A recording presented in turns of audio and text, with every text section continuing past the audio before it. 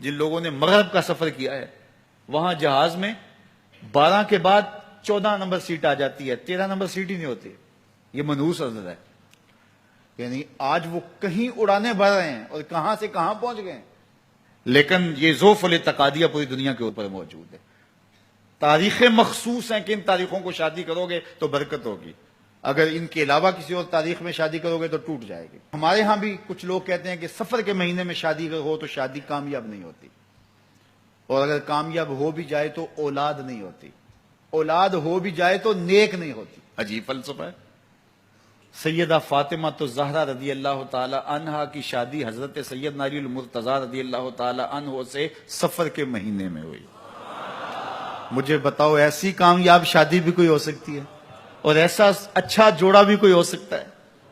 اور پھر کہتے ہیں اولاد نہیں ہوتی، حسن حسین اور زینب پیدا ہوئے.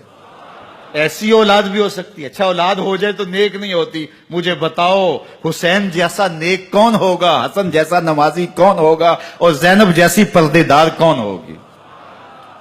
تو یہ لوگوں کی اپنی خواہشات ہیں، زبان پہ جو کہہ دیے لوگ وہی مان گئے. میں نے دیکھا ہے کہ بعض اوقات لوگ 1 گھنٹے کی تقریر سننے کے بعد بھی پھر بھی کہتے ہیں نہیں اصل ہمارے خاندان میں وہ واقعی منحوس ہے، فرق تو پڑتا ہے.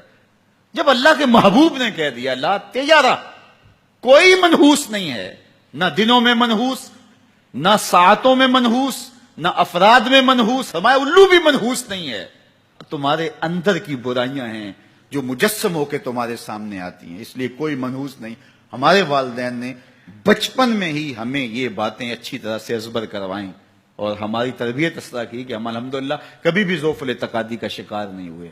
تو آپ بھی اپنی اولادوں کی ابھی سے ایسی تربیت کریں کہ ان کا توکل اللہ پر ہو، ان کا توکل اللہ کی بابرکت ذات پہ ہو، اور وہ اسی پہ بھروسہ کرنے والے ہوں. جب اس پہ بھروسہ کرنے والے ہوں گے تو زندگی سوکھی گزرے گی.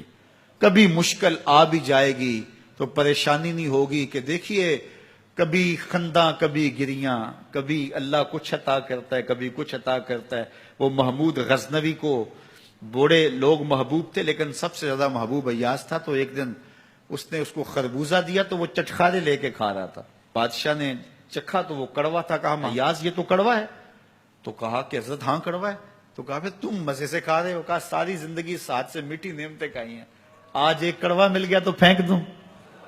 جب اس پہ توکل ہوگا تو کبھی تکلیف آئے گی تو بندہ کہے گا کوئی بات نہیں، جے سونا میرے دکھ وچ راضی تے میں سکھ نو چلے ڈاواں. تو بندہ کہے گا ٹھیک ہے کوئی بات نہیں ہے، یہ اس پہ بھی میں خوش ہوں.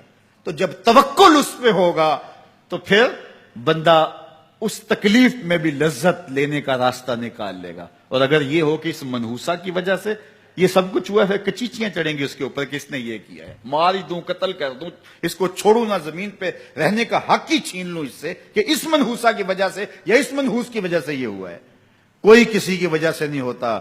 یہ ہماری اپنی بدعمالیوں کی سزا ہے. اگر کوئی ہمیں نقصان در نقصان ہو رہا ہے تو توبہ کریں، اپنے گناہوں پہ غور کریں.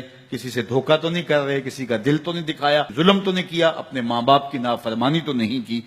اور اگر ہمیں خیر پہنچ رہی ہے تو اللہ کا شکر ادا کریں.